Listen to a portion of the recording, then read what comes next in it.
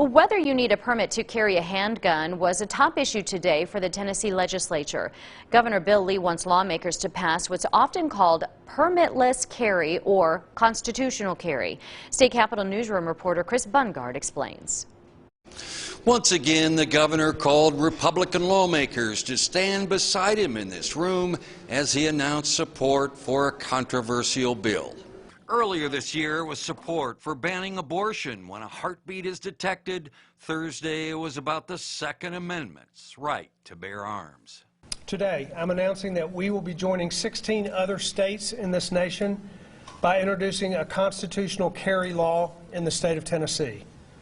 In front of an audience that included many red-shirted members of Moms Demand Action for Gun Sense in America, the Republican governor said the bill extends a Second Amendment right to carry a handgun to all law-abiding citizens with or without a permit who are 21 and older, except in restricted areas.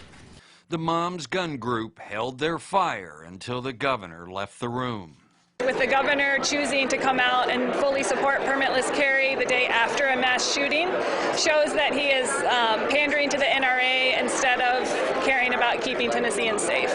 Similar words came from a top Democrat. It's unfortunate that the governor is using the safety of Tennesseans as a political ploy to satisfy his most far-right supporters.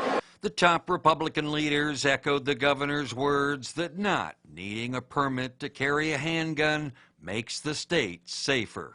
This absolutely makes us safer as a state to have more law-abiding citizens who are hopefully taking advantage of opportunities to train with their weapon to make sure that any criminal that endangers them or their fellow citizens, that they can respond appropriately. But at the end of the day, we feel like this is a good piece of legislation, and we look forward to passing this and sending it to the House floor in the next few weeks. Republican leaders in the House say it will be heard next week in a committee. Reporting from the state capitol, BUNDGAARD.